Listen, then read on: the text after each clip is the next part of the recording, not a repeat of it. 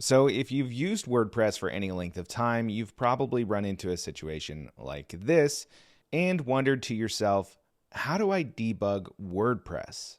Well, debugging WordPress is an important skill to have, especially when things break. So in this video, I'm going to show you a few steps that allow you to debug WordPress, as well as a much easier way. So as you can see here, all we have is this cryptic message that says something has broken, but it doesn't really tell us anything of value. So the first step is to enable debug logging so that we can see what the error actually is. To do that, you'll need to go into the WordPress code itself, specifically the wp-config.php file, where you can define a couple of constants. The first is wp_debug, that needs to be set to true. And then wp_debug log needs to be set to true also. Note that these blocks of code may not be in your wp-config file. If they're not there, you'll need to add them. Once those are added, we can go over and re-trigger the error. And now we'll have some more information. And this is handy, but we also have a debug log now, which we can take a look at. So here in our WP content folder, we now have debug log, and we can see the error that is causing the site to break, as well as a trace that leads us down to the cause, which is this social sharing plugin.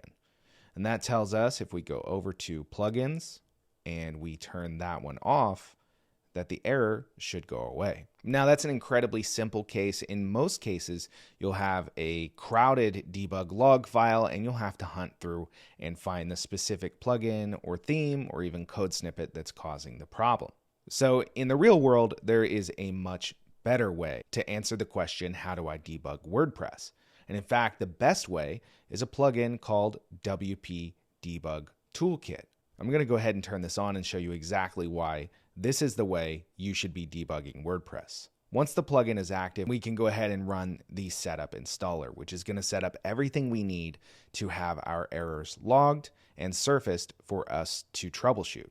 So we can leave everything default. We do need to add a password for the log viewer, and then hit continue and install the viewer. Let me go ahead and turn on that plugin that was breaking things again so that we can see what happens when we run into an error and we need to debug it with WP Debug Toolkit. So all we do is go over here, open the viewer, plug in our password, and log in. And now we see our log right away. We don't have to fuss with our WP config file. We just have access right away to the error log. We can also filter everything down by fatal, like fatal. And now we see only fatal errors, which is incredibly handy if you have a crowded error log. But the best part of this is that this viewer runs outside of WordPress. So let's say that our error wasn't limited to only the posts page. What if our entire admin dashboard was broken?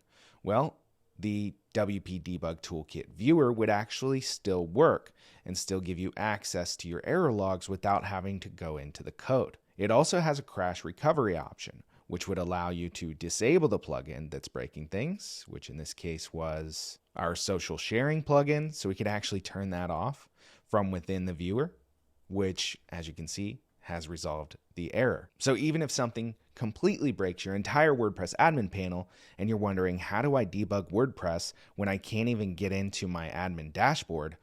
WP Debug Toolkit is the answer.